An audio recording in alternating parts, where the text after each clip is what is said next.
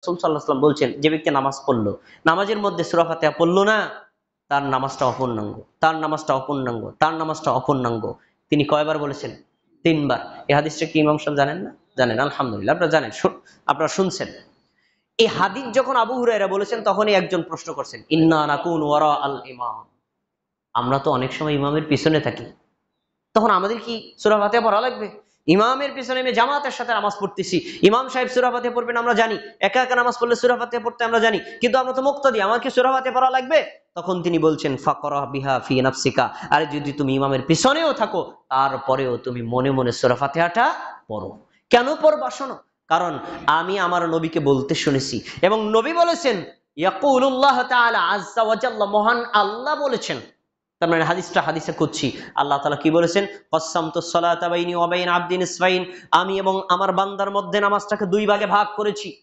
এখন 2 ভাগে ভাগটা করার পরে কিরকম ভাগ, কিভাবে ভাগ করেছেন তার বর্ণনা তিনি সামনে উল্লেখ করেছেন। কি?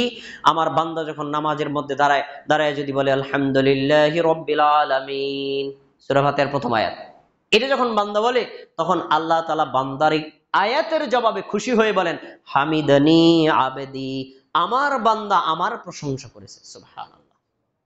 পরে এরপরে যখন বলে আর রহমানির রহিম, আল্লাহ তাআলা বলেন আসনা আলাইয়া আবদি, আমার বান্দা আমার গুণগান করেছে। পরের আয়াত যখন বান্দা বলে মালিকি ইয়াউমিদ্দিন, আল্লাহ বলেন মাজ্জাদানি আবদি, আমার বান্দা আমার মর্যাদা ঘোষণা করেছে। ভাই কয়টা আয়াত গেল? 3টা আয়াত। সূরা ফাতিহা মোট আয়াত কয়টা? 7টা। চতুর্থ আয়াত দেখেন, যখন বান্দা বলে ইয়্যাকা না'বুদু ওয়া ইয়্যাকা নাস্তাইন, আমরা একমাত্র আপনারই ইবাদত করি, আপনার কাছে সাহায্য চাই। এই আয়াতটা বান্দা বললে আল্লাহ বলেন হাযা বাইনি ওয়া বাইনা আবদি, এই আয়াতের অর্ধেক আমার আর অর্ধেক আমার বান্দার, সুবহানাল্লাহ। কোন অংশটুকু আল্লাহর, কোন অংশটুকু বান্দার? ইয়্যাকা না'বুদু, আমরা একমাত্র আপনার ইবাদত করি, আপনার মানে কার? বলেন, আপনার মানে কার? আল্লাহর। এই অংশটুকু আল্লাহর। ওয়া ইয়্যাকা নাস্তাইন, আমরা একমাত্র আপনার কাছে সাহায্য চাই। সাহায্য কি আমাদের জন্য চাই না আল্লাহর জন্য চাই? আমাদের জন্য চাই। এই অংশটা কার? বান্দার। তাহলে 3.5টা আয়াত আল্লাহ সম্পর্কে গেল। এবার পরের আয়াতগুলো যখন বান্দা বলে ইহদিনাস সিরাতাল মুস্তাকিম, আল্লাহ আপনি আমাকে সরল সঠিক রাস্তা দেখান, সিরাতাল লাযিনা আন'আমতা আলাইহিম, আপনি ওই রাস্তা দেখাবেন যেই রাস্তায় চলার কারণে লোকদেরকে নেয়ামত দান করেছেন। তারা কারা ছিলেন? নবীগণ ছিলেন, সিদ্দিকগণ ছিলেন, শহীদগণ ছিলেন, এবং যারা নেককার ছিলেন তাদের, ও তাদের রাস্তায় আমাদেরকে চালান। গায়রিল মাগদুবি আলাইহিম ওয়ালাদ-দাল্লিন, যারা পথভ্রষ্ট ইহুদি তাদের পথে আমাদেরকে চালাবেন না, আর যারা খ্রিস্টান তাদের পথে আমাদের চালাবেন না। এই দলিন বলে যখন বান্দা থামে, তখন আল্লাহর বক্তব্যটা শোনেন। এই যে আমার চাচা দাদা সবাই শোনেন, কি বলছেন? হাযা লি আবদি ওয়া লি আবদি মা সাআলা, এই অংশগুলো আমার বান্দার, আমার বান্দা তার অংশে যা চাইছে আমি আল্লাহ তাকে তাই দিয়ে দিলাম। সুবহানাল্লাহ। এই হাদিসটার উপর যদি আলোচনা করি না, তাহলে আজকের খুতবা শেষ হয়ে যাবে। আমি পুরো বিষয়টা বলবো না, এখানে একটা বিষয় খুব গুরুত্বপূর্ণ, সে হলো আল্লাহ যখন বান্দা যখন আল্লাহর সামনে পড়লো ইহদিনাস সিরাতাল মুস্তাকিম, আল্লাহ আপনি আমাকে সরল সঠিক রাস্তা দেন, এই সরল সঠিক রাস্তা যখন চাইলো, তখন আল্লাহ শেষে কি বললেন?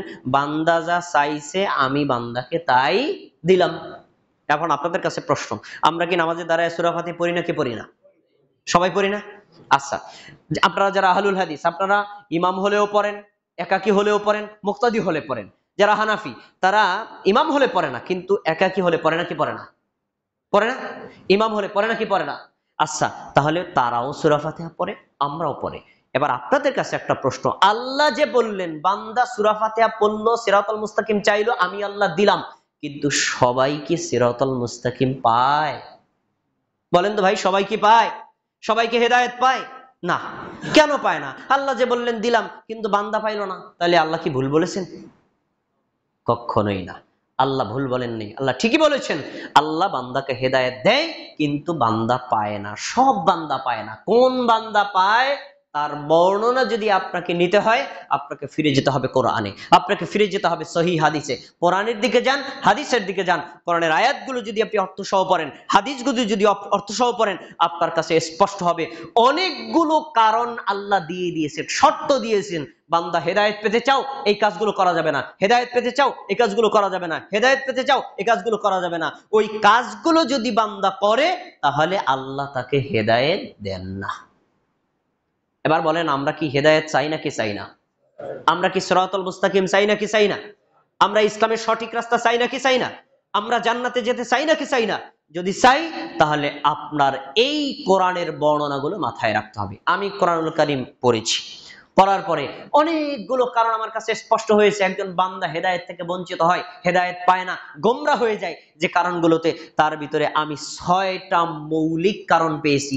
এই 6টি মৌলিক কারণ যদি আপনার মধ্যে থাকে আপনি হেদায়েত পাবেন না, আমার মধ্যে থাকে আমিও হেদায়েত পাবো না। এমনকি পৃথিবীর যে কোনো মানুষের মধ্যে যদি 6টা বৈশিষ্ট্য থাকে, সে হেদায়েতের কাছাকাছি আসলেও হেদায়েত পাবে না। 6টা কারণ আমাদের জানা দরকার, আছে না নাই ভাই? আছেন। এই যে আকীদা মানহাজের কথা বলছেন, এই 6টা কারণের মধ্যে আকীদা মানহাজে খুব গুরুত্বপূর্ণ। আসেন আপনাদেরকে আমি এক নজরে বলছি, এক নজরে মনে রাখবেন, শেষে বিস্তারিত বর্ণনা বলবো ইনশাআল্লাহ। 1, কেউ যদি প্রবৃত্তির অনুসরণ করে হেদায়েত পায় না। 2, কেউ যদি নেতা এবং বড় হুজুর, বড় আলেম, বড় মুফতি তাদের অন্ধ অনুসরণ করে তাহলে সে হেদায়েত পায় না। 3, কেউ যদি পীর বুজুর্গদের অন্ধ অনুসরণ করে তাহলে সে হেদায়েত পায় না। 4, কেউ যদি অধিকাংশ লোকের অনুসরণ করে তাহলে সে হেদায়েত পায় না। 5, কেউ যদি বাপ দাদার অন্ধ অনুসরণ করে তাহলে সে হেদায়েত পায় না। 6, কেউ যদি তাগুতের অনুসরণ করে তাহলে সে হেদায়েত পায় না। কয়টা কারণ বললাম? একটু মনে রাখেন, আপনার জন্য কাজে লাগবে। আমি তো প্রতিদিন এখানে খুতবা দিতে আসবো না, মনে রাখেন, কাজে লাগবে আপনার জীবনে। 1 নম্বর হলো কি, প্রবৃত্তির অনুসরণ করতে পারবেন না। এখন প্রবৃত্তিটা কি? প্রবৃত্তি মানে আমার মনে যা চায় আমি তাই করলাম। হ্যাঁ হ্যাঁ হ্যাঁ, দিচ্ছি দিচ্ছি। আমার মনে যা চায় আমি তাই করলাম, মনে যা চায়। মানে এইটা কি কোরআনে আছে না নাই, হাদিসে আছে না নাই, ইসলামকে অনুমোদন করে না না করে, এগুলোর কোনো বিবেচনা নাই। আমার যেটা ভালো লাগে ওইটা করলাম, ভালো লাগে না করলাম না। এটা হলো প্রবৃত্তির অনুসরণ করা। কেউ যদি প্রবৃত্তির অনুসরণ করে এই ব্যক্তিকে আল্লাহ কখনো হেদায়েত দিবেন না। এবার দলিল নেন, সূরা সদ 26 নম্বর আয়াত খোলেন। আল্লাহ কি বলছেন? ওয়ালা তাত্তাবিউল হাওয়া ফায়ুদিল্লাকা আন সাবিলিল্লাহ। কখনো প্রবৃত্তির অনুসরণ করবা না, যদি করো তাহলে তোমাকে প্রবৃত্তির অনুসরণ হেদায়েত থেকে বিচ্যুত করে দিবে, আল্লাহর রাস্তা থেকে সরিয়ে দিবে। ইন্নাল্লাযীনা ইয়াদিল্লুনা আন সাবিলিল্লাহ, নিশ্চয়ই যারা আল্লাহর রাস্তা থেকে সরে যায় তাদের জন্য রয়েছে কঠিন শাস্তির ব্যবস্থা। এই আয়াত প্রমাণিত হয়, কেউ যদি প্রবৃত্তির অনুসরণ করে প্রবৃত্তি তাকে হেদায়েত দেয় না, হেদায়েত থেকে সরিয়ে দেয়, সরিয়ে দেয়। পরের আয়াত দেখেন, সূরা কসাস 50 নম্বর আয়াত। আল্লাহ বলছেন কি? ওমান আদাল্লু মিম্মান ইত্তাবা হাওয়াহু হুদাম মিন গায়রি হুদাম মিনাল্লাহ। ওর চাইতে পথভ্রষ্ট কে হতে পারে? যে লোকটা আল্লাহর পক্ষ থেকে হেদায়েত আসার পরেও, আল্লাহর পক্ষ থেকে হেদায়েত কি? কোরআনের আয়াত আসছে, হেদায়েত কি? হাদিস আসছে, কোরআনের আয়াতও পাইলো, হাদিসও পাইলো, তারপরে কয় কোরআনের আয়াত তো ঠিক আছে, হাদিস তো ঠিক আছে, ভালো লাগে না তাই করবো না। যারা আল্লাহর পক্ষ থেকে হেদায়েত আসার পরেও গ্রহণ করে না, আল্লাহ বলছেন তার চাইতে পথভ্রষ্ট আর কে হতে পারে? তার মানে লোকটা গোমরা হয়ে যাবে। এরপরে আরেকটা আয়াত দেখেন, সূরা জাসিয়া 23 নম্বর আয়াত। আল্লাহ বলছেন কি? আরো কঠিন কথা, তুমি কি ওই লোকটাকে দেখেছো? আরাআইতা মান ইত্তাখাযা ইলাহাহু হাওয়া। ওই লোকটাকে দেখেছো যেই লোকটা তার প্রবৃত্তিকে রব বানিয়ে নিয়েছে, আল্লাহ বানিয়ে নিয়েছে। প্রবৃত্তিকে আল্লাহ বানানো মানে কি? আল্লাহ কোরআনে বলেছে একরকম, সে কোরআনের কথা না মাইন্না মন মতো আমল করে, তাহলে আল্লাহর চাইতে সে মনটাকে বেশি অগ্রাধিকার দিল, তাহলে আল্লাহ বানানো হয়ে গেল। এই কাজটা যারা করে, আল্লাহ বলছেন ওয়া আদাল্লাহুল্লাহু আলা ইলমিন, আল্লাহ তার জ্ঞানের উপর মোহর মেরে দেন। ওয়া খাতামা আলা সামিহি ওয়া কলবিহি, আল্লাহ তার চোখের উপর মোহর মেরে দেন, অন্তরের উপর মোহর মেরে দেন। ওয়া জাআলা আলা বাসারিহি গিশাওয়াতান, এবং তার চোখের উপর পর্দা ফেলে দেন, আর তার দৃষ্টি শক্তি এবং শ্রবণ শক্তির উপর মোহর মেরে দেন। আল্লাহ বলছেন ফামাই ইয়াহদিল্লাহু মিন বাদিহি, আল্লাহ তাকে গোমরাহ করলেন, এরপরে তাকে হেদায়েত দিবে কেডা? আল্লাহ যদি কাউকে গোমরা করেন, হেদায়েত কেউ দিতে পারে? পারে না। তাহলে এই আয়াতে প্রমাণিত হয় একজন মুমিনের গুণ কখনো প্রবৃত্তির অনুসরণ করবে না, একজন মুসলিমের গুণ কখনো প্রবৃত্তির অনুসরণ করবে না। মুসলিম কি করবে? নিজের মন মতো আমল না করে আল্লাহ কোরআনে যেভাবে বলেছেন ওইভাবে আমল করবে, নবী সাল্লাল্লাহু আলাইহি ওয়াসাল্লাম হাদিসে যেভাবে বলেছেন ওইভাবে করবে, তার থেকে এক চুল বাড়াবেও না, এক চুল কমাবেও না। এটা হলো মুমিনের কাজ। 1 নম্বর গেল। 2 নম্বর, নেতা এবং আকাবিরদের অন্ধ অনুসরণ করা। আমরা বাংলাদেশ গণতান্ত্রিক দেশ, এখানে বিভিন্ন সংগঠন আছে, করতে পারেন আপনি, আপনি আপনার সংগঠন, একটা দিনী সংগঠন করেন, রাজনৈতিক সংগঠন আপনার পছন্দ হয় করেন, কিন্তু আমরা সংগঠন করতে গিয়ে সংগঠনের নেতার অন্ধ অনুসারী হয়ে পড়ি। নেতা যদি কোরআনের বিরুদ্ধে বলে তারপর মানি। যদি এরকম অন্ধ অনুসরণ করেন আপনি হেদায়েত পাবেন না। আমাদের সমাজের অনেকে আছেন যে মনে করেন সে একজন আলেমের কাছে পড়েছে, ওস্তাদের কাছে পড়েছে, বড় হুজুরের কাছে পড়েছে। এখন বড় হুজুর যা বলেছে কোরআনের বিরুদ্ধে বললেও সে মানে, হাদিসের বিরুদ্ধে বললেও মানে, মানে বড় হুজুর ছাড়া সে কিচ্ছু বোঝে না। এই বড় হুজুর মানার প্রবৃত্তি যার আছে সে হেদায়েত পাবে না। বড় হুজুরের কথা মানতে রাজি আছি, বড় হুজুরের কথা যদি কোরআনের সাথে মিলে তাহলে মানবো। বড় হুজুরের কথা মানতে রাজি আছি, যদি তার কথাটা হাদিসের সাথে মিলে তাহলে মানবো। কোরআন হাদিসের সাথে যদি না মিলে তাহলে মানা যাবে না। আল্লাহ কি বলছেন? সূরা আহজাব খোলেন, 66, 67, 68 তিনটি আয়াত। আল্লাহ তাআলা বলেন, ইয়াউমা তুকাল্লিবু ওয়াজুহুহুম ফিন-নার, কিয়ামতের দিন তাদেরকে চেহারা উপরের দিক দিয়ে জাহান্নামে নিক্ষেপ করা হবে। জাহান্নামে নিক্ষিপ্ত হওয়ার সময় তারা আফসোস করে বলবে, ইয়া লাইতানা আতানাল্লাহ ওয়া আতানা রাসূলা, হায় আমাদের জন্য আফসোস, আমরা যদি আল্লাহর কথা কোরআনের কথা মেনে নিতাম, আমরা যদি নবী সাল্লাল্লাহু আলাইহি ওয়াসাল্লামের হাদিসের কথা মেনে নিতাম, তাহলে আজকে এইভাবে অপমানিত হয়ে জাহান্নামে নিক্ষিপ্ত হওয়া লাগতো না। তখন তারা বলবে, রব্বানা ইন্নানা আতানা সাদাতানা ওয়া কুবারানা, আল্লাহ আমাদের দোষ কি? আমাদের কোনো দোষ নাই। আমাদের যে এলাকার বড় হুজুর আসলো, বড় হুজুর বলছে হাদিস মানা দরকার নাই, মানি নাই। বড় হুজুর বলছে কোরআনের আয়াত মানা দরকার নাই, মানি নাই। বড় হুজুরের কথা মানতে গিয়ে আমি কোরআনটা মানতে পারি নাই, বড় হুজুরের কথা মানতে গিয়ে আমি হাদিসটা মানতে পারি নাই। তারাই তো আমাদেরকে গোমরা করেছে, দোষ কি আমার? আল্লাহ রব্বানা আতিহিম দিফাইনি মিনাল আযাব, আল্লাহ আপনি আমার নেতাকে, আপনি আমার বড় হুজুরকে তাকে ডাবল শাস্তি দিবেন, আমারে দিবেন সিঙ্গেল। এই আবেদন কার? যে লোকটা বড় হুজুরের অন্ধ অনুসারী ছিল তার। তখন আল্লাহ কি বলবেন শোনেন, আল্লাহ সূরা আরাফের 38 নম্বর আয়াতে জবাব দিয়েছেন, লিকুল্লি দিফু ওয়ালাকিন লা তা'লামুন, যে বড় হুজুর গোমরাহ করেছিল তাকেও ডাবল শাস্তি, যে গোমরাহ হয়েছিল তাকেও ডাবল শাস্তি। শাস্তির ক্ষেত্রে কাউকে কম করা হবে না। আজকে আমি আপনার এখানে খুতবা দিয়ে যাই, আমার একটা কথা যদি কোরআনের বিরুদ্ধে হয় আপনি যদি মানেন, আপনি জাহান্নামে যাবেন, আমিও জাহান্নামে যাব, আপনিও যাবেন। আপনি যা শাস্তি পাবেন আপনি পাবেন দ্বিগুণ, আমিও পাবো দ্বিগুণ। এখন আমি বলে গেছি কোরআনের বিরুদ্ধে, আপনি মনে করলেন বড় একটা হুজুর আসছে বলে গেছে কোরআনের বিরুদ্ধে হলে মানতে হবে, তাহলে আপনি কোরআনের চাইতে আমাকে বেশি অগ্রাধিকার দিলেন। হাদিস পাওয়ার পরেও যদি দেখেন আমার বক্তব্যটা হাদিসের বিরুদ্ধে, আপনি যদি হাদিসটা না মানেন, আমার কথা মানেন, তাহলে বুঝতে হবে আপনি একজন গোমরা অনুসারী, আপনি পরকালে কোনো দিন জান্নাতে যেতে পারবেন না। আপনাকে এই বিষয়ে ফিক্সড রাখতে হবে। আর যত বড় হুজুর বলুক, কোরআনের সাথে মিললে আমি মানতে রাজি আছি, হাদিসের সাথে মিললে আমি মানতে রাজি আছি। তাহলে আমরা এখান থেকে একটা শিক্ষা নিলাম যে কোন নেতা, কোন বড় হুজুর, কোন বড় মুফতি, কোন বড় মাওলানার কথা যদি কোরআন হাদিসের বিরুদ্ধে হয় তার কথা মানা যাবে না। আর যদি কোরআন হাদিসের অনুযায়ী হয় আমরা মানতে রাজি আছি তো ইনশাআল্লাহ। এটা হলো একজন মুমিনের 2 নম্বর কাজ। 3 নম্বর, পীর বুজুর্গদের অন্ধ অনুসারে। বাংলাদেশ, ভারত, পাকিস্তান পীরের অভাব নাই, মুরিদের অভাব নেই। আরে ভাই আপনি নিজে পীর হন, আপনার আমি মানা করি না, মুরিদ হন তা মানা করি না, কিন্তু আপনি যখন আপনার পীর সাহেবের এমন বানায় নেবেন, পীর কোনোদিন ভুল করতেই পারে না, পীর কোরআন হাদিসের বিরুদ্ধে কথা বলতেই পারে না, পীর যা বলেছেন কোরআনের বিরুদ্ধে গেলেও মানবো, আরে হাদিসের বিরুদ্ধে গেলেও মানবো, এরকম যদি অন্ধ অনুসরণ করেন আপনি জেনে রাখেন আল্লাহ আপনাকে কোনোদিন সিরাতাল মুস্তাকিম দেখাবেন না। খোলেন, আল্লাহ তাআলা কি বলেছেন? সূরা আরাফ 3 নম্বর আয়াত আল্লাহ বলছেন, ইত্তাবিউ মা উনজিলা ইলাইকুম মির রাব্বিকুম ওয়া লা তাত্তাবিউ মিন দুনিহি আউলিয়া। এই শোনো, তোমরা আল্লাহ যা নাজিল করেছেন তার কথা মেনে নাও। আল্লাহ নাজিল করেছেন কোরআন, কোরআনের কথা মানো। আল্লাহ নাজিল করেছেন কোরআনের ব্যাখ্যা হাদিস, হাদিস মেনে নাও। আর কোরআন হাদিস বাদ দিয়ে, আল্লাহ যা নাজিল করেছেন তা বাদ দিয়ে তোমরা তোমাদের ওলিয়া আউলিয়াদের অনুসরণ করো না। এ কথা কার? আমার। খোলেন সূরা আরাফের 3 নম্বর আয়াত, এখনো তো আয়াত এভাবেই আছে। তাহলে আল্লাহ বলছেন যে পীর বুজুর্গ হোক আর আলেম ওলামা হোক আর যেই বলুক, সে যদি কোরআন হাদিসের বিরুদ্ধে বলে তার কথা মানা যাবে না, আর যদি কোরআন হাদিস অনুযায়ী বলে তাহলে মানা যাবে। কিন্তু আপনার প্রশ্ন থাকতে পারে, আলেম ওলামা কি কোরআন হাদিসের বিরুদ্ধে বলতে পারে? হ্যাঁ বলতে পারে, কি কয়? এটা আল্লাহ কোরআনে উল্লেখ করেছেন। সূরা তাওবা খোলেন 34 নম্বর আয়াত আল্লাহ বলছেন, ইয়া আইয়ুহাল্লাযীনা আমানু, হে মুমিনগণ, ইন্না কাসীরাম মিনাল আহবারি ওয়ার রুহবানি লা ইয়াকুলুনা আমওয়ালান নাস বিল বাতিল ওয়া ইয়াসুদ্দুনা আন সাবিলিল্লাহ। তোমরা জেনে রাখো হে মুমিনগণ, জেনে রাখো এই পৃথিবীর অধিকাংশ আলেম ওলামা, মুফতি, মাওলানা, পীর বুজুর্গ, পাত্রী, ঠাকুর যারা আছে তারা আল্লাহ তাআলার মানে জনগণের সম্পদ অন্যায়ভাবে বক্ষণ করে। আর এই লোকেরাই, মানে এই আলেম ওলামাই, এই পীর বুজুর্গরাই আবার জনগণকে আল্লাহর রাস্তা থেকে ফিরিয়ে রাখে। কিভাবে ফিরিয়ে রাখে? আপনি রমজান মাসে আপনার আমার কাছে আসছেন, আসার পরে বলবেন যে আমি এক কোরআন খতম দিব, আপনারা 500 টাকা দিয়ে গেলাম, আমার বাবার কবরে বক্সায় দিয়ে, আমি পকেটে টাকাটা রেখে দিলাম, আচ্ছা ঠিক আছে।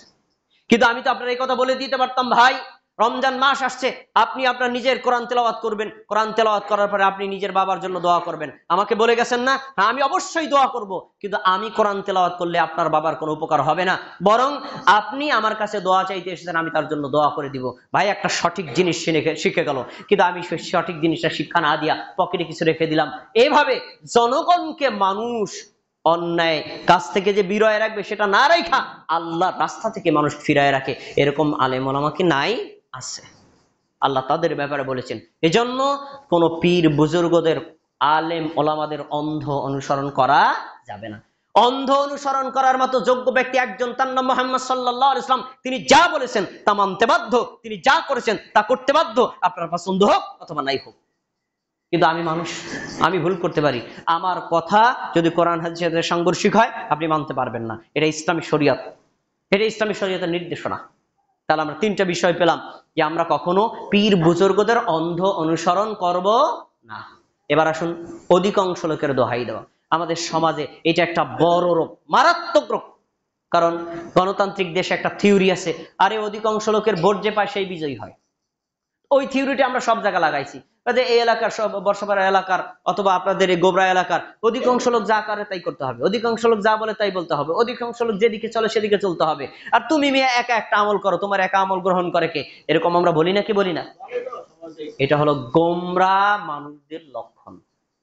ইসলামী শরিয়াতে সংখ্যা গরিষ্ঠতার কোনো মূল্য নাই, ইসলামী শরিয়াতের সংখ্যা লঘিষ্ঠতার কোনো মূল্য নাই। ইসলামী শরিয়াতের মূল্য আছে ওহীর, মূল্য আছে কোরআনের, মূল্য আছে হাদিসের।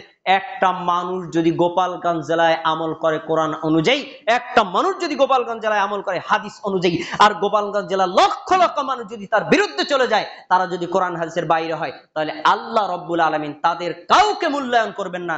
যে লোকটা কোরআন হাদিস অনুযায়ী আমল করছে তাকেই মূল্যায়ন করবেন। আল্লাহর কাছে সংখ্যা গরিষ্ঠতার কোনো মূল্য নাই, আল্লাহর কাছে মূল্য আছে হেদায়েত অনুযায়ী, সিরাতুল মুস্তাকিম অনুযায়ী আমল করে যে তার। এই যে আয়াত আসবে আসবে দেখেন আপনি সূরা ইউনূসের 36 নম্বর আয়াত আল্লাহ রাব্বুল আলামিন কি বলছেন? ওমা ইয়াত্তাবিউ আকসারুহুম ইল্লা যান্নান। শোনো, পৃথিবীর অধিকাংশ মানুষ ধারণার অনুসরণ করে। অধিকাংশ মানুষ কিসের অনুসরণ করে? ধারণার অনুসরণ করে। আর ওয়া ইন্নায যান্না লা ইউগনি মিনাল হাক্কি শাইআ। জেনে রাখো, তোমার এই যে অধিকাংশ মানুষ যে ধারণা প্রসূত যে সিদ্ধান্ত দেয়, এই ধারণা মানুষকে কখনো সঠিক সিদ্ধান্ত দিতে পারে না। এবার সূরা আনামের 116 নম্বর আয়াত আপনার ইমাম সাহেব বলেছেন, ওয়া ইন তুতি আকসারা মান ফিল আরদি ইউদিল্লুকা আন সাবিলিল্লাহ। তুমি শোনো মুহাম্মদ সাল্লাল্লাহু আলাইহি ওয়াসাল্লাম, তুমি শোনো, তুমি যদি পৃথিবীর অধিকাংশ লোকের কথা মেনে চলো, পৃথিবীর অধিকাংশ মানুষ তোমাকে আল্লাহর রাস্তা থেকে সরিয়ে দিবে। কারণ পৃথিবীর অধিকাংশ মানুষ আল্লাহর রাস্তায় চলে না, সিরাতুল মুস্তাকিমে চলে না, ঈমানের উপর চলে না, ইসলামের উপর চলে না, হেদায়েতের উপর চলে না। পৃথিবীর অধিকাংশ মানুষ গোমরা পথে চলে।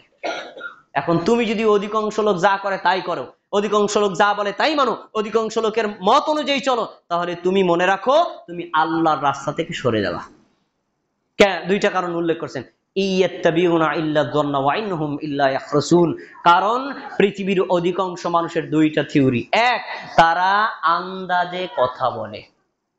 দুই, তারা না ধারণামূলক আমল করে। ধারণা কি? সবাই যেহেতু এরকম করছে তাহলে তো মনে এরকমই হবে, এটা ধারণা।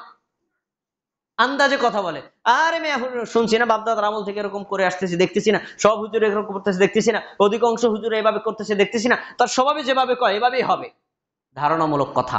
এই যে ধারণামূলক কথা অধিকাংশ লোকের অনুসরণ করার কারণে রাসূল সাল্লাল্লাহু আলাইহি ওয়াসাল্লামকে বলেছেন, শোনো, তুমি পৃথিবীর অধিকাংশ লোকের কথা মানবা না, তোমার মান্য করার দায়িত্ব হলো আমি যা নাজিল করেছি তা কোরআন, আর কোরআনের ব্যাখ্যা হলো হাদিস। কোরআন হাদিস অনুযায়ী তুমি আমল করবা, আরো কারোর সাথে মিললেও ভালো, না মিললেও ভালো। অধিকাংশ লোক ইসলামী শরীয়তের কোনো মূল্যায়ন করে না। এ বলছেন, ইন্না রাব্বাকা হুয়া আ'লামু মান ইউদিল্লু আন সাবিলিহি ওয়া হুয়া আ'লামু বিল মুহতাদিন। যে রাখো, পৃথিবীর অধিকাংশ মানুষ কোন পথে আছে আল্লাহ ভালো করেই জানেন, আর পৃথিবীর অধিকাংশ মানুষ হেদায়েত প্রাপ্ত কিনা আল্লাহ ভালো করে জানেন। পৃথিবীর অধিকাংশ মানুষ গোমরা পথে থাকে, কম সংখ্যক মানুষ হেদায়েতের পথে থাকে। এজন্যই আল্লাহ বলেছেন অধিকাংশ লোকের কথা মান্য করা যাবে না। একটা দৃষ্টান্ত নেন, মুসলিম জাতির একজন অন্যতম অনুসরণীয় নবী ইব্রাহিম আলাইহিস সালাতু ওয়াস সালাম। সূরা নাহলের 120 নম্বর আয়াতটা করে দেখেন, আল্লাহ কি বলছেন? ইন্না ইব্রাহিমা কানা উম্মাতান কানিতান লিল্লাহি হানিফা। ইব্রাহিম আলাইহিস সালাম যখন নবুয়ত পেলেন, তখন তিনি আল্লাহর দেওয়া হেদায়েত অনুযায়ী আমল করা শুরু করলেন। তিনি ছিলেন তাওহীদপন্থী মুসলিম, আর সারা পৃথিবীর মানুষ ছিল মুশরিক।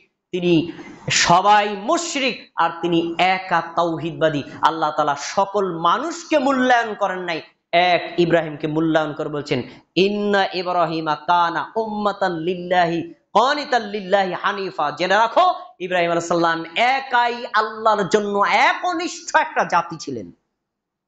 আপনাদের কাছে প্রশ্ন ভাই, জাতি বলতে কি একজন বুঝায় না অনেক লোক বুঝায়? অনেক লোক বুঝায় না? আল্লাহ এখানে একজন মানুষকে জাতি বলেছেন, একজন মানুষকে জাতি বলেছেন। আর ইব্রাহিম আলাইহিস সালাম বাকি পৃথিবীর সব মানুষ মুশরিক, আল্লাহ তাদের কোনো মূল্যায়নই করে নাই। তাহলে আল্লাহর কাছে সংখ্যা গরিষ্ঠতার কোনো মূল্য আছে? নাই। এজন্য আপনি যদি হকের উপর থাকেন, সুন্নাহর উপর থাকেন, তাওহীদের উপর থাকেন, ইসলামের উপর থাকেন, ঈমানের উপর থাকেন, আরে আপনি যদি একাই থাকেন, আপনি একা নিজেই একটা জাতি। এজন্য হক থেকে কখনো বিচ্যুত হওয়া যাবে না। আরেকটা দলিল আপনাদের সবার মুখস্থ আছে, শুনছেন আপনারা একাধিকবার। সুনান তিরমিজি 2641 নম্বর হাদিস, রাসূলুল্লাহ সাল্লাল্লাহু আলাইহি ওয়াসাল্লামের সাহাবী আব্দুল্লাহ ইবনে আমর রাদিয়াল্লাহু তাআলা আনহু বলেন, নবী সাল্লাল্লাহু আলাইহি ওয়াসাল্লাম বলেছেন, ইহুদি জাতি তারা তাদের ধর্ম নিয়ে 71 দলে বিভক্ত হয়েছিল, খ্রিস্টান জাতি তারা তাদের ধর্ম নিয়ে 72 দলে বিভক্ত হয়েছিল, অচিরেই আমার উম্মত 73 দলে বিভক্ত হবে। শুনেছেন হাদিস? শুনেছেন? আচ্ছা, এমন কি বলছেন? কুল্লুহুম ফিন্নার। এই 73 দলের মধ্যে সব দল যাবে জাহান্নামে, ইল্লা মিল্লাতান ওয়াহিদান, একটা দল ব্যতীত। তাহলে জান্নাতি দল কয়টা সবাই বলেন? জাহান্নামী দল কয়টা? 72টা। তাহলে এখন জাহান্নামীদের সংখ্যা বেশি না জান্নাতীদের সংখ্যা বেশি? আজকে আপনি এখান থেকে সিদ্ধান্ত নেবেন, আজকে এই জুমার খুতবা থেকে সিদ্ধান্ত নেবেন। আপনি না বলেন না সবাই যা করে তাই করবেন, সবাই যা বলে তাই বলবেন, সবাই যা যেভাবে করে তাই করবেন, তাই বলেন না? দেখেন, সংখ্যাগরিষ্ঠ লোক জাহান্নামী, 73 জন লোকের মধ্যে 72 জন লোক জাহান্নামী, একজন লোক জান্নাতি। তাহলে জান্নাতীদের সংখ্যা কম না বেশি? কম। হেদায়েত প্রাপ্ত লোকের সংখ্যা কম থাকে, ঈমান ইসলামের উপর আনা লোক কম থাকে। বুখারীর আরেকটা হাদিস দেখেন, রাসূলুল্লাহ সাল্লাল্লাহু আলাইহি ওয়াসাল্লাম বলেছেন, শোনো, 1000-এর মধ্যে 999 জন লোক যাবে জাহান্নামে। 1000-এর মধ্যে কয়জন যাবে জাহান্নামে? 999 জন। তাহলে এই 999 জন বাদ দিলে থাকে কয়জন? একজন কোথায় যাবে? তা জান্নাতীর সংখ্যা বেশি না জাহান্নামীর সংখ্যা বেশি? তো আপনি যদি বলেন সবাই যা করে তাই করবেন, সবাই যা চলে তাই চলবেন, অধিকাংশ লোক যা করে তাই করবেন, অধিকাংশ লোকের দিকে আপনি আমল করবেন, তাহলে ধরে নেবেন আপনি জাহান্নামীদের তালিকায় আছেন। কখনো এ কথা বলা যাবে না। মুমিন মুসলমান কখনো সংখ্যাগরিষ্ঠতার দলিল দিবে না, সবাই যা করে তাই করবো। কেন? আরে সবাই যা করে তা করবো, কোরআনে যা আছে তাই করবো, হাদিসে যা আছে তাই করবো, কেউ করলেও করবো না করলেও করবো। এটা মুমিনের কাজ, এটাই হলো মুমিনের কাজ। যদি আপনি এই সিদ্ধান্তে আসতে না পারেন, যে আপনি অধিকাংশ লোকের থেকে বেরিয়ে আসতে না পারেন, আপনি কিন্তু হেদায়েত পাবেন না। এবার আপনার আমি বাস্তব উদাহরণ দিই। আপনারা যে দোহাই দেন অধিকাংশ লোক যা করে তাই করবেন, অধিকাংশ লোক যা বলে তাই বলবেন, কিন্তু বাস্তব জীবনে আমরা অধিকাংশ লোক যা করে তাই কি করি? না, করি না। দেখেন, পৃথিবীতে বর্তমানে লোক সংখ্যা 700 কোটির চাইতে বেশি। আমি 700 কোটি ধরলাম, এই 700 কোটির মধ্যে 200 কোটি মুসলমান, আর 500 কোটি কি? অমুসলমান। এখন আপনি যদি বলেন সবাই যা করে তাই করবেন, তাহলে সবাই যা করে থাকবেন কি 500 কোটি লোক মুসলমান, তাহলে আপনার ইসলাম ধর্ম ত্যাগ করে অমুসলিম হয়ে যেতে হবে আপনার থিওরি অনুযায়ী। আপনি যদি বলেন অধিকাংশ লোক যা করে তাই করবেন, তাহলে তো আপনার ইসলাম ধর্ম ত্যাগ করতে হবে। এবার আরো যান, এই সমাজের মানুষগুলোর মধ্যে আপনি যদি দেখেন 100 জন লোক তাকে দাঁড় করে জিজ্ঞেস করবে, আপনি মুসলমান? হ্যাঁ। আপনি কি আজকে 5 ওয়াক্ত নামাজ পড়ছেন? হ্যাঁ বলবে শতকরা 100 জনের মধ্যে সর্বোচ্চ 20 জন, বাংলাদেশের কথা বলছি, আর 80 জন বলবে না। এখন আপনি যদি বলেন অধিকাংশ লোক যা করে তাই করবে, তাহলে আজকে আপনি বেনামাজি হয়ে যাবেন, আজকে নামাজ ছেড়ে দেওয়া লাগবে। কারণ 80 জন লোক নামাজ পড়ে না, আর 20 জন লোক নামাজ পড়ে। আপনি যদি বলেন অধিকাংশ লোক যা করে তাই করবেন, তাহলে নামাজ ছেড়ে দেওয়া লাগবে। তাহলে কি আমরা নামাজ ছেড়ে দিব? না। এবার আরো আসেন, ওই যে 20 জন লোক নামাজ পড়ে, এইরকম 100 জন লোককে একত্র করে তাদের নামাজকে পরীক্ষা করেন, দেখি তো কোরআন সুন্নাহ অনুযায়ী হয় কিনা। তার জীবনটাকে পরীক্ষা করেন, দেখি তো তার কোরআন সুন্নাহ যে সে জীবনযাপন করে কিনা। 100 জনের মধ্যে 99 জন লোককে দেখা যাবে সুন্নাহ অনুযায়ী আমল করে না। এখন আপনি কি করবেন? এখন আপনি মনে করবেন 99 লোক যেহেতু সুন্নাহ অনুযায়ী আমল করে না, তা আমারও সুন্নাহ অনুযায়ী আমল করা লাগবে না, একই থিওরি না। তখন আপনার কি করতে হবে? আর 100 জনের মধ্যে একজন যদি সুন্নাহ অনুযায়ী হয় সেই জন্য আমি থাকবো, আর যদি সুন্নাহর বিরোধী হয় আমি তার মধ্যে থাকবো না। এজন্য একজন মুমিনের থিওরি, একজন মুসলিমের থিওরি থাকবে, অধিকাংশ লোক যা বলে তা বলবে না, অধিকাংশ লোক যা করে তা করবে না, কোরআন হাদিসে যা আছে তাই করবে। আমরা করতে রাজি আছি এটা ইনশাআল্লাহ। এবার একটা রোগের কথা বলবো, ভয়ঙ্কর রোগ। এই রোগের মধ্যে আমিও আছে, আমার বাপ দাদাও আছে, এই রোগের মধ্যে আপনি আছেন, আপনার বাপ দাদাও আছে, আপনার এলাকার লোকজন আছে। সেটা কি? বাপ দাদার অন্ধ অনুসরণ করা। ভাই, এই যে আমি আপনাদের সামনে খুতবা দিচ্ছি, আমি যে বাংলা ভাষায় কথা বলছি, বলেন তো আমি বাংলা ভাষা কি আমার মায়ের থেকে শিখি নাই? আমার বাবার থেকে শিখি নাই? আমার প্রতিবেশীর থেকে শিখি নাই? হ্যাঁ, আমরা বাপ দাদার ওয়ারিশ সূত্রে অনেক জিনিস তাদের থেকে পাই, কিন্তু বাপ দাদার ওয়ারিশ সূত্রে যে জিনিসটা ভালো, যে জিনিসটা সঠিক, আমরা সেটা ধরে রাখবো। আর যদি প্রমাণিত হয় বাপ দাদার এই আমলটা ভুল, আমরা কি ভুলটা ধরে রাখবো না ছেড়ে দেবো? ছেড়ে দেওয়া মুমিনের কাজ। আর ওই বাপ দাদার ভুলটাকে আঁকড়িয়ে রাখা কাফের মুশরিকদের কাজ। বড় দুঃখের বিষয়, বর্তমান সমাজের অনেক মুমিন মুসলিমদের মধ্যে এই রোগ আছে, তারা বাপ দাদার পূজা ছাড়তে পারে না। দেখেন কয়েকটা দলিল আপনাকে শোনাই। সূরা বাকারা 170 নম্বর আয়াত খুলে দেখেন, আল্লাহ কি বলছে? ওয়াইদা কিলা লাহুম ইত্তাবিউ মা আনজালাল্লাহ, যখনই তাদেরকে বলা হতো আল্লাহ যা নাজিল করেছেন তোমরা তার অনুসরণ করো। কাফের মুশরিক, মক্কার কাফের মুশরিকদেরকে যখন বলা হতো এই শোনো আল্লাহ কোরআনের আয়াত নাজিল করেছেন, সে অনুযায়ী আমল করো, যখন এই কথা বলা হতো ক্বালু বাল নাত্তাবিউ মা আলফাইনা আলাইহি আবানা, তারা বলতো আল্লাহ যা নাজিল করেছেন আমরা তা মানব না, বরং আমাদের বাপ দাদা পূর্বপুরুষ 14 গোষ্ঠীরে যা করতে দেখছি তাই করব। তাহলে বাপ দাদার অন্ধ অনুসরণ করা কি মুমিনের কাজ না কাফের মুশরিকদের কাজ? এবার আল্লাহ তাদের প্রশ্ন করছেন আমাদের নবীর মাধ্যমে, তুমি এদেরকে প্রশ্ন করো, যারা বলে বাপ দাদা যা করে তাই করবে তাদেরকে প্রশ্ন করো। প্রশ্ন কি? আওয়ালাউ কানা আবাউহুম লা ইয়াকিলুনা শাইআও ওয়া লা ইয়াহতাদুন, আরে তাদের বাপ দাদারা যদি জ্ঞানী নাও হয়, কোরআন হাদিস নাও বোঝে, সঠিক পথে নাও থাকে, সুন্নাতের পথে নাও থাকে, তাওহীদের পথে নাও থাকে, তারপরেও কি তারা বাপ দাদার অনুসরণ করবে? তারা বাপ দাদারা যদি জ্ঞানী না হয়, দ্বীন ইসলাম না বোঝে, ঈমান ইসলাম না বোঝে, এর পরেও কি তারা তাদের বাপ দাদার অন্ধ অনুসরণ করবে? উত্তর হবে কি? আরে বাপ দাদা যদি জ্ঞানী না হয়, কোরআন সুন্নাহ না বোঝে, তাওহীদের উপর না থাকে, সুন্নাহর উপর না থাকে, তাহলে ওই বাপ দাদার অনুসরণ করা যাবে না। ওয়ালা ইয়াহতাদুন, তারা যদি হেদায়েতের পথে না থাকে তাহলে তাদের অনুসরণ করা যাবে না। পরে আরেকটা আয়াত দেখেন, সূরা লোকমান 21 নম্বর আয়াত। এই বাপ দাদার পূজা সম্পর্কে কোরআনের অনেকগুলো আয়াত আছে, আর এইটার উপর খুতবা দিলে 1 ঘন্টা চলে যাবে। দেখেন পরের আয়াত, সূরা লোকমানের 21 নম্বর আয়াতে কি বলছেন? ওয়াইদা কিলা লাহুম ইত্তাবিউ মা আনজালাল্লাহ, যখন তাদেরকে বলা হতো আল্লাহ যা নাজিল করেছেন তোমরা তার অনুসরণ করো, আল্লাহ নাজিল করেছেন কোরআন, কোরআনের অনুসরণ করো, এবং ওই কোরআনের ব্যাখ্যা দিয়েছেন আমাদের নবী হাদিস দিয়ে, হাদিসের অনুসরণ করো, এ কথা যখন তাদেরকে বলা হতো তখন তারা বলতো বাল বাল নাত্তাবিউ মা ওয়াজাদানা আলাইহি আবানা, না কোরআন হাদিস আমরা মানতে রাজি না, আমাদের বাপ দাদাদেরকে দেখছি বাবা ঘরের মধ্যে 360টা মূর্তি পূজা করছে, ওই মূর্তির পূজা করব, তাই করব, যা তাদেরকে যা করতে দেখছি তাই করব, ভুল করলে করব, সঠিক করলে করব। আল্লাহ তাদের একটা প্রশ্ন করেছেন, এখান থেকে একটা শিক্ষণীয় বিষয় আছে, বলছেন আওয়ালাউ কানাশ শাইতানু ইয়াদউহুম ইলা আযাবিস সাঈর, তারা যে বাপ দাদার অন্ধ অনুসরণ করতে চায়, তারা কি জানে বাপ দাদার অন্ধ অনুসরণের দোহাই দিয়ে তাদেরকে শয়তান জাহান্নামের কঠিন আগুনের দিকে নিয়ে যাচ্ছে, এটা কি তারা জানে?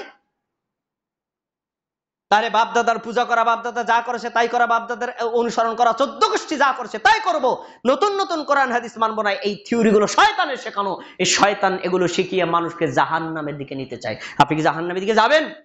না গেলে বাপদাদার অন্ধ অনুসরণ করা যাবে না। বাপদাদা যা ভালো করেছেন আমরা ভালোটা সযত্ন করব। বাপদাদা যদি ভুল করেন এই ভুলের জন্য আমরা তাদের কাছে আল্লাহর কাছে তাওবা করবো, আল্লাহ আমার বাবা এই ভুলটা বুঝতো না, যদি বুঝতো তাহলে করতো না, আল্লাহ তুমি আমার বাবাকে ক্ষমা করে দাও, কিন্তু আমি কি এই ভুলটা করবো না, ছেড়ে দেবো? ছেড়ে দেবো। এবার একটা চলন্ত উদাহরণ আপনাকে দিচ্ছি, সহিহ মুসলিমের হাদিস। রাসূলুল্লাহ সাল্লাল্লাহু আলাইহি ওয়াসাল্লামের আপন চাচার নাম আবু তালিব। রাসূল সাল্লাল্লাহু আলাইহি ওয়াসাল্লাম যখন জন্মের আগেই তার বাবা মারা গেছেন, তার দাদা প্রতিপালন করতেন আব্দুল মুত্তালিব। আব্দুল মুত্তালিব মৃত্যুবরণ করার সময় তার ছেলে আবু তালিবকে বলে গেছেন, এই মোহাম্মদ তোমার হাতে দিয়ে গেলাম, তুমি দেখাশোনা করবা। আবু তালিব মুহাম্মদ সাল্লাল্লাহু আলাইহি ওয়াসাল্লামকে নিজের সন্তানের মতো প্রতিপালন করেছেন, ছায়া দিয়ে রেখেছেন, নিরাপত্তা দিয়েছেন। একজন সন্তানকে তার বাবা যতটা বেশি আদর যত্ন সোহাগ না করে তার চাইতে অনেক বেশি এই আবু তালেব তার এই ভাতিজা মুহাম্মদ সাল্লাল্লাহু আলাইহি ওয়াসাল্লামকে করেছেন। যখন আবু তালেব অসুস্থ হলেন, হাদিস আপনাদের জানা, অসুস্থ হলেন, মৃত্যুবরণ করবেন ভাব, তখন আমাদের নবী এর সংবাদ শুনে আবু তালেবের নিকটে আসছেন তার ঘরে দেখার জন্য। এসে দেখছেন আবু তালেবের পাশে আছে আবু জাহাল। বলেন আবু জাহাল কি কাফের না মুমিন? কাফের। আব্দুল্লাহ ইবনে আবি উমাইয়া কাফের। আরো একাধিক কাফের ওখানে বসা আছে, কাফের লিডাররা ওখানে বসা। এখন আমাদের নবী যে বলছেন, ইয়া আম্মি কুল লা ইলাহা ইল্লাল্লাহ, হে আমার চাচা আপনি বলেন লা ইলাহা ইল্লাল্লাহ।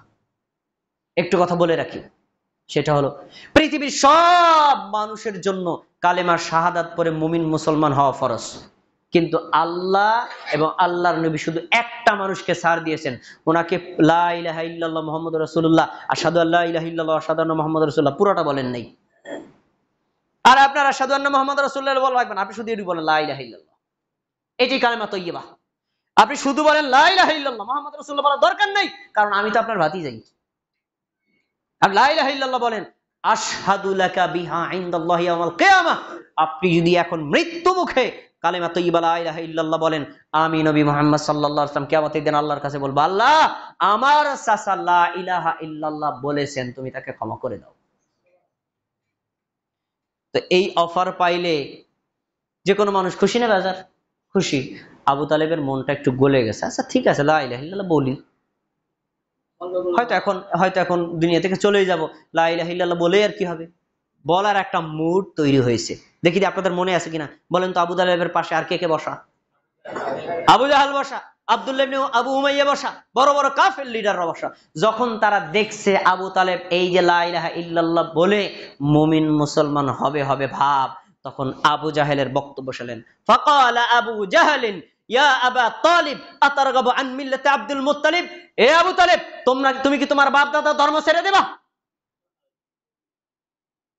এবার বলেন আবু জাহেলের দলিল কি ছিল? কোরআনের আয়াত, হাদিস কি ছিল? এই যে আমার ভাই বুঝে গেছেন, আবু জাহেলের দলিল ছিল বাপ দাদা যা করছে তাই করবো, তুমি বাপ দাদার ধর্ম ছেড়ে দিবা? তাহলে বাপ দাদার দোহাই দেওয়া কাফের মুশরিকদের কাজ, বাপ দাদার দোহাই দেওয়া আবু জাহেলের কাজ, বাপ দাদার দোহাই দেওয়া আব্দুল্লাহ ইবনে আবু উমাইয়ার কাজ। আর মুমিন মুসলমানের কাজ হলো বাপ দাদা যা করেছে তা করবো না, কোরআন হাদিসে যা আছে তাই করবো। যদি আপনি এই সিদ্ধান্ত নিতে না পারেন যে বাপ দাদা যা করেছে তা করব না, বরং আল্লাহ কোরআনে যা বলেছেন তাই মানবো, নবী মুহাম্মদ সাল্লাল্লাহু আলাইহি ওয়াসাল্লাম হাদিসে যা বলেছেন তাই মানবো, এই সিদ্ধান্ত যদি নিতে না পারেন আপনি হেদায়েত পাবেন না। যেমনটি হেদায়েত পায় নাই আবু জাহেল, যেমনটি পায় নাই আবু তালেব। তাহলে আমরা বলেন তো এখন কি সব সময় বাপ দাদার দোহাই দিব? সব মানুষকে বলবেন বাপ দাদা কোনো দলিল না, দলিল কোরআন হাদিস। যেটা কোরআন হাদিসের সাথে আমার বাপ দাদার আমল মিলে যাবে আমরা সেটা করব, আর যেটা মিলবে না আমরা সেটা করব না। যদি আমরা এই থিওরিতে আগাতে পারি, হেদায়েত দেওয়ার মালিক কে? আল্লাহ তাআলা। ৬ষ্ঠ নম্বর কারণটা বলছি, তাগুতের অনুসরণ করা। আমরা অনেকে বুঝি না তাগুত কাকে বলে। তাগুত এটা আরবি শব্দ, বহুবচনে তাওয়াগীত। তাগুত অর্থ হলো সীমা লঙ্ঘনকারী, আল্লাহ বিদ্রোহী, আল্লাহ বিরোধী। তাগুতের আরেকটা অর্থ হলো শয়তান। তাগুত মানে হলো আল্লাহ রাব্বুল আলামিন কোরআন মাজিদে যা বলেছেন তা মানা আমার জন্য দায়িত্ব।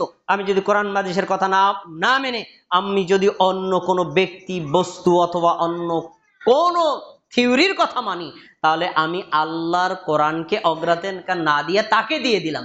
তার মানে আল্লাহর চাইতে তাকে অগ্রাধিকার দিয়ে তার ইবাদত করছি। আল্লাহর কথা মানা এটা হলো আল্লাহর ইবাদত, কোরআনের কথা মানা হলো আল্লাহর ইবাদত, রাসূলের হাদিস অনুযায়ী আমল করা এটা হলো আল্লাহর নবী সাল্লাল্লাহু আলাইহি ওয়াসাল্লামের শিখানো ইবাদত। আমি এইটা না করে যদি অন্যটা করি তাহলে আমি আল্লাহর জায়গায় আরেকটা আল্লাহ বানিয়ে নিলাম, ওটা হলো তাগুত। তাগুতের অনুসারী আমাদের সমাজের অনেকে আছে, অনেকে আছে।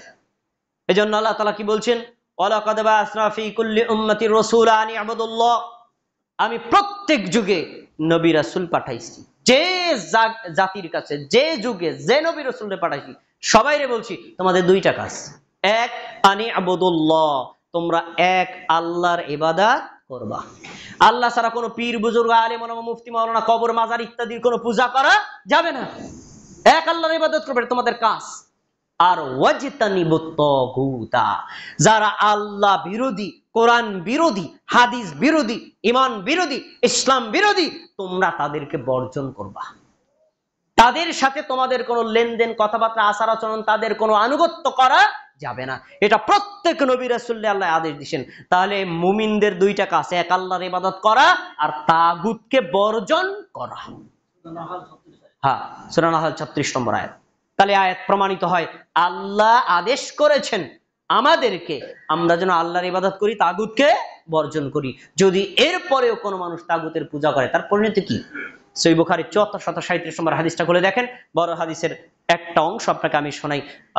আবু হুরায়রা রাদিয়াল্লাহু তাআলা আনহু বলেন, রাসূলুল্লাহ সাল্লাল্লাহু আলাইহি ওয়াসাল্লাম বলেছেন, কিয়ামতের দিন আল্লাহ সুবহানাহু ওয়া তাআলাকে তোমরা ওই রকম ভাবে দেখতে পারবা যেভাবে তোমরা দুনিয়াতে এই সূর্য এবং দুনিয়াতে রাত্রিবেলায় চাঁদ তোমরা যেভাবে দেখতে পাও ঠিক ওইভাবে দেখতে পারবা। সুবহানাল্লাহ। তাহলে আল্লাহ তাআলাকে দেখা যাবে, এটা একটু প্রমাণিত হাদিস। আল্লাহকে কিয়ামতের দিন দেখা যাবে। যদি আল্লাহকে দেখা যায় তাহলে আল্লাহ নিরাকার নন, অবশ্যই আল্লাহর আকার আছে। আল্লাহর আকার কার মতো? আল্লাহর আকার আল্লাহর মতোই। আল্লাহর আকারের সাথে পৃথিবীর কোন সৃষ্টিকে তুলনা করা যাবে না। হ্যাঁ, আল্লাহ লাইসা কামিসলিহি শাই, তার সাথে কোনো তুলনা নাই। ওয়ালাম ইয়াকুল লাহু কুফুয়ান আহাদ, তার কোনো সমতুল্য কেউ নাই। আল্লাহ আল্লাহর মতোই। আল্লাহর অবশ্যই আকার আছে, কিন্তু এই যে চক্ষু আল্লাহ আপনাকে দিয়েছেন পৃথিবীতে, এই চক্ষু দ্বারা দেখার মতো কারো ক্ষমতা নাই। কোন দিন দেখবেন? জান্নাতে যেদিন যাবেন সেদিন আল্লাহকে দেখবেন। আলেম ওলামাদের মুখ থেকে শুনেছেন না, জান্নাতে গিয়ে মানুষ যত নিয়ামত পাবে তার ভিতরে শ্রেষ্ঠ নিয়ামত হলো আল্লাহর দর্শন। আল্লাহকে দেখার পরে জান্নাতের সব নিয়ামত ভুলে যাবে। এই নিয়ামতের সাথে সামনে অন্যান্য নিয়ামত কোনো নিয়ামতই। এবার দেখেন হাদিসের পরের অংশ কি? পরের অংশ হলো যে রাসূলুল্লাহ সাল্লাল্লাহু আলাইহি ওয়াসাল্লাম বলেন কিয়ামতের দিন আল্লাহ তাআলা ইয়াজতামিউন, আল্লাহ তাআলা কিয়ামতের দিন একত্র করবেন একেবারে আদম আলাইহিস সালাম থেকে শুরু করে কিয়ামত পর্যন্ত যত মানুষ সবাইকে, যত জিন সবাইকে, সব সৃষ্টিকে একত্রিত করবেন। একত্রিত করে মহান আল্লাহ সমস্ত সৃষ্টির সামনে একটা ভাষণ দিবেন। এই ভাষণ দিয়ে আল্লাহ নাস্তিক, কাফের, মুশরিক, বেঈমান সব আলাদা করে মুমিনদেরকে একদম এক জায়গা করে নেবেন। কিভাবে করবেন? আল্লাহ বলবেন, মান কানা ইয়াবুদু শাইআন ফালিয়াতবাহু, পৃথিবীতে যে যার পূজা করেছিল, যে যার ইবাদত করেছিল, আজকে সে তার অনুসরণ করো। ফায়াতবাউ মান কানা ইয়াবুদু শামসা শামসা, যারা সূর্য পূজা করেছিল তারা সূর্যের অনুসরণ করবে।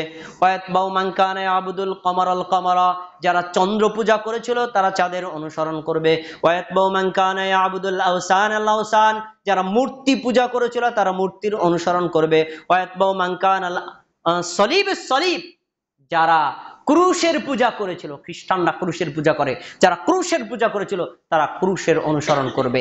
সূর্য পূজারী আলাদা হয়ে গেল, চন্দ্র পূজারী আলাদা হয়ে গেল, তারপরে মূর্তি পূজারী আলাদা হয়ে গেল, তারপরে ক্রুশের পূজারী আলাদা হয়ে গেল। এরপরে থাকবে কারা? মুমিন আর মুনাফিক। এবার আল্লাহ ভাগ করবেন মুনাফিকদেরকে। এই যে বাছাই করছেন কারা খাঁটি মুমিন আর কারা মুনাফিক, তাদের আলাদা করছেন। ফায়াতিহিমুল্লাহু ফি সূরাতিন গায়রা সূরাতিহি, অতঃপর আল্লাহ রাব্বুল আলামিন, এর আগে একটা শব্দ রয়ে গেছে, ওয়ায়াতবাউ মান কানা ইয়াবুদুত তাওয়াগীত, তাওয়াগীত, যারা পৃথিবীতে তাগুতের পূজা করেছিল তারা তাগুতের অনুসরণ করবে। তাহলে তাগুত পূজারীও আলাদা হয়ে গেল। এই যে দেখেন, যারা চন্দ্র পূজারী জান্নাতি না জাহান্নামী? সূর্য পূজারী জান্নাতি না জাহান্নামী? যারা ক্রুশ পূজারী জান্নাতি না জাহান্নামী? যারা মূর্তি পূজারী জান্নাতি না জাহান্নামী? যারা তাগুত পূজারী জান্নাতি না জাহান্নামী? 5 দল জাহান্নামী আলাদা হয়ে গেল। কিয়ামতের দিন আল্লাহর বিচার কিন্তু আলাদা হয়ে গেল। এরপরে থাকবে কারা? মুমিন আর মুনাফিক। মুনাফিকরা তো বলে আমরা মুমিন, এখন কিভাবে ভাগ করবেন? আল্লাহ ভাগ করার একটা কৌশল বানিয়েছেন। ফায়াতিহিমুল্লাহু ফি সূরাতিন গায়রা সূরাতিন, অতঃপর আল্লাহ তার নিজের আকৃতির বাইরে একটা নকল রূপ ধারণ করে এসে বলবেন আনা রব্বুকুম, আমি তোদের রব। এই মুনাফিকরা সেদিন নকল আল্লাহকে আল্লাহ বলে মেনে নিবে। এই মুনাফিকরা কোথায় যাবে? জান্নাতে না জাহান্নামে? 6 দল ভাগ হয়ে গেল। ওই 6 দল যখন ভাগ করবেন তখন মুনাফিকদের বক্তব্য থাকবে হাত্তা ইয়াতিনা রব্বুনা, আমরা এই জায়গা থেকে এক চুল পরিমাণ সরব না যতক্ষণ পর্যন্ত আমাদের রব না আসবে, কারণ আমাদের রব আসলেই আমরা তাকে চিনে ফেলবো। সুবহানাল্লাহ, আসলে দেখলেই চিনে ফেলবো। আচ্ছা, এরপরে অতঃপর আল্লাহ রাব্বুল আলামিন তার নিজের আকৃতিতে খাঁটি মুমিনদের সামনে আসবেন, এসে বলবেন আনা রব্বুকুম, আমি তোমাদের রব। সেদিন সমস্ত মুমিন, সমস্ত মুসলিম আল্লাহর সামনে সিজদায় পড়ে যাবে। এরা হলো খাঁটি মুমিন, এরা হলো খাঁটি মুসলিম। আজকের এই দুনিয়াতে যারা বিশ্বাস করবে আল্লাহর আকার নাই, কিয়ামতের দিন তারা আল্লাহর আকার দেখে বিশ্বাস করতে পারবে না, এরা সেদিন মুনাফিকদের তালিকায় থাকবে। এজন্য আল্লাহ নিরাকার, এটা মুনাফিকদের বিশ্বাস। আল্লাহর আকার আছে, এটা মুমিন মুসলিমদের বিশ্বাস। কিন্তু আকারের কারোর সাথে তুলনা করা যাবে না। আমি হাদিসটি বলার মূল কারণ কি? ওই যে তাগুত পূজারী, তারা কোথায় গেছে? জাহান্নামে না জান্নাতে? জাহান্নামে। আমরা আজকের এই বক্তব্য থেকে জানতে পারলাম একজন মুমিনকে 6টি কাজ বর্জন করতে হবে, যদি করে তাহলে সে ঈমানদারদের তালিকায় থাকবে। 1 নম্বর, কখনোই প্রবৃত্তির অনুসরণ করা যাবে না। 2 নম্বর, নেতা এবং বড় হুজুর, বড় আলেম, বড় মুফতির অন্ধ অনুসরণ করা যাবে না। 3 নম্বর, কোন পীর বুজুর্গদের অন্ধ অনুসরণ করা যাবে না। 4 নম্বর, অধিকাংশ লোকের অনুসরণ করা যাবে না। 5 নম্বর, বাপ দাদার অন্ধ অনুসরণ করা যাবে না। 6 নম্বর, তাগুতের অনুসরণ করা যাবে না। আজকে আমি শুধু বললাম যাবে না, যাবে না, তা যাবে কোনটা? এই তো আপনাদের প্রশ্ন, তাই না? এই 6টাই যদি না যায় তা যাবে কোনটা? যাবে কোনটা? কোরআনের অনেকগুলো আয়াত আছে, একটা আয়াত শুনে আমার বক্তব্য শেষ করছি। সূরা মুহাম্মদ 33 নম্বর আয়াত। আল্লাহ বলেন ইয়া আইয়ুহাল্লাযীনা আমানু, হে মুমিনগণ, আতিউল্লাহ, তোমরা আল্লাহর কথা আনুগত্য করো, ওয়া আতিউর রাসূলা, রাসূলের আনুগত্য করো, ওয়ালা তুবতিলু আমালাকুম, তোমাদের আমলগুলো বাতিল করে দিও না। এখানে আল্লাহ 2টা কথা বলেছেন, আল্লাহর কথা মানতে আর রাসূলের কথা মানতে। আল্লাহর কথা মানবেন কিভাবে? কোরআনের কথা মানলে আল্লাহর কথা মানা হয়। রাসূলের কথা মানবেন কিভাবে? সহিহ হাদিস মানলে রাসূলের কথা মান্য করা হয়। একজন মুমিনের জন্য মানার মাত্র 2টা জিনিস, কোরআন আর সহিহ হাদিস। মনে থাকবে তো? কোরআন মানবো, হাদিস মানবো। এই কোরআন এবং হাদিস অনুযায়ী যদি আপনার ইমাম সাহেব বলে তাহলে ইমামের কথা মানবো, যদি কোরআন হাদিস অনুযায়ী না বলে উনি কেন, মক্কা মদিনার ইমামের কথাও মানবো। এটাই হলো হিদায়াতের রাস্তা। আমরা কি এভাবে মেনে হেদায়েত পাওয়ার প্রত্যাশা করতে পারি? ইনশাআল্লাহ। আল্লাহ আমাদের সবাইকে হেদায়েত প্রাপ্তদের অন্তর্ভুক্ত করুন, আমিন।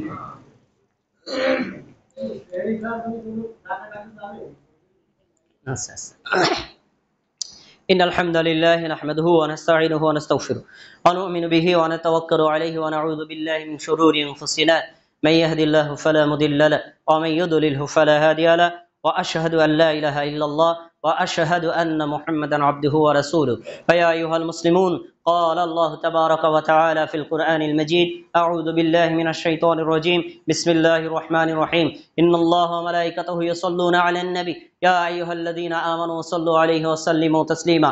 اللهم صل على محمد وعلى آل محمد كما صليت على إبراهيم وعلى آل إبراهيم إنك حميد مجيد.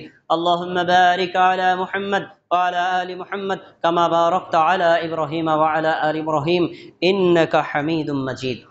হ্যাঁ, আমার ভাই একটা প্রশ্ন করেছেন, আমি প্রশ্নের উত্তর দিতে গেলে তো আসলে সময় বেশি চলে যাবে খুতবার ভিতর।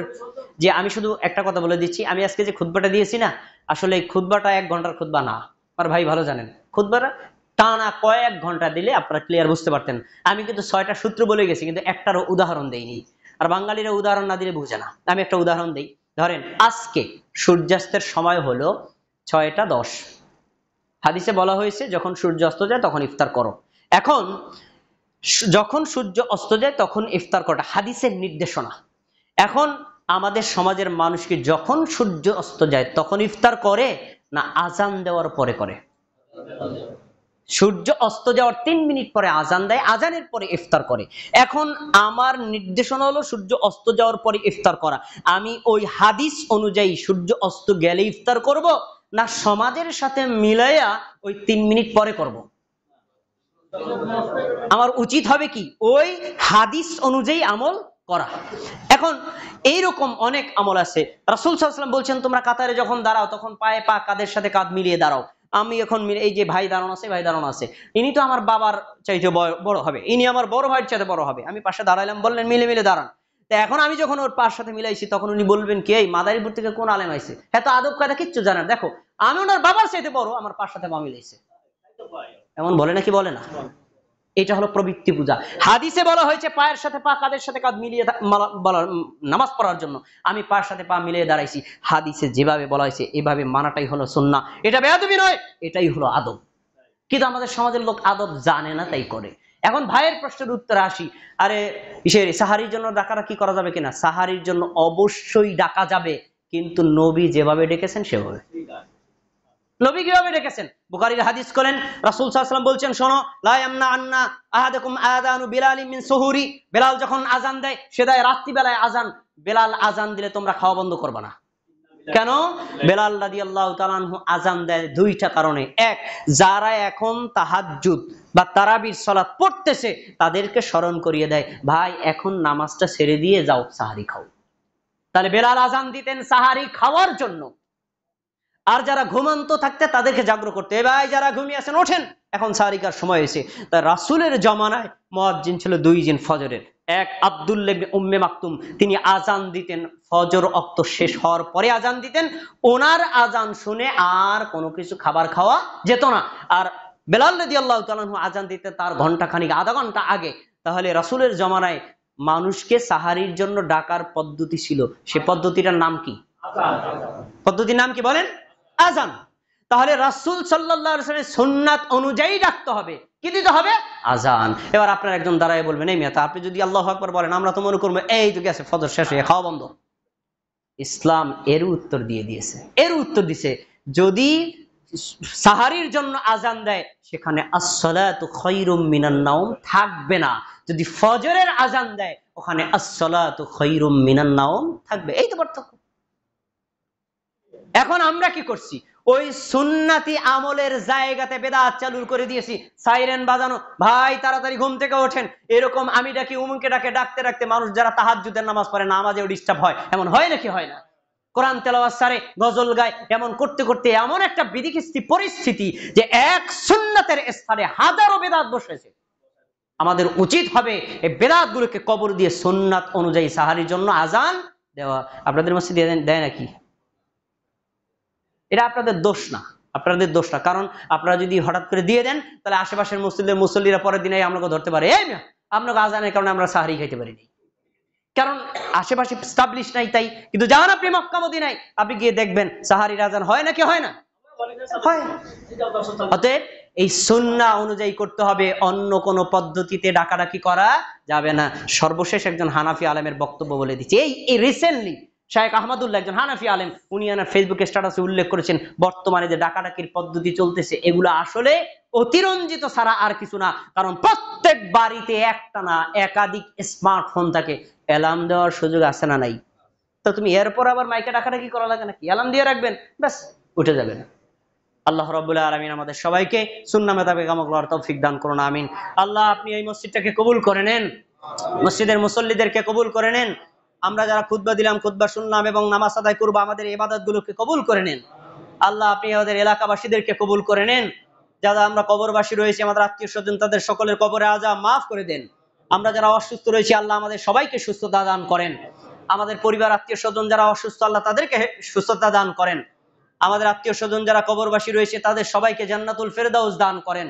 রব্বুল আলামিন আপনি আমাদের সবাইকে সুন্নাত অনুযায়ী আমল করার তৌফিক দান করেন, তাওহীদের উপর অটল অবিচল থাকার তৌফিক দান করেন, শিরক ও বিদআত বর্জন করার তৌফিক দান করেন। প্রিয় ভাইরা, আমার পরিচয়টা দিয়ে দিচ্ছি, না তো আপনাদের মনে প্রশ্ন থেকে যাবে। আমার নাম শহীদুল ইসলাম শহীদ, আমার বাড়ি মাদারীপুর সদর, চরণ আসলাম ফাজিল মাদ্রাসার আরবি প্রভাষক। আপনাদের এখানে ইমাম ছিলেন শাহরুল মাদানী, তার সাথে আমার পরিচয়, তার মাধ্যমে এখানে এসেছি। ইনশাআল্লাহ আবার যদি কখনো সুযোগ হয় আবার আসবো। আল্লাহ রাব্বুল আলামিন আপনাদের সবাইকে সুস্থ রাখুন, আমিন। ইন্নাল্লাহা ইয়া'মুরু বিল আদলি ওয়াল ইহসান ওয়া ইতাইযিল কুরবা ওয়া ইয়ানহা আনিল ফাহশাই ওয়াল মুনকারি ওয়াল বাগি ইয়া'iদুকুম লাআল্লাকুম তাযাক্কারুন ফাযকুরুনি আযকুরকুম ওয়াশকুরু লি ওয়া লা তাকফুরুন। ভাই কিছু বলছেন? মাদারীপুর।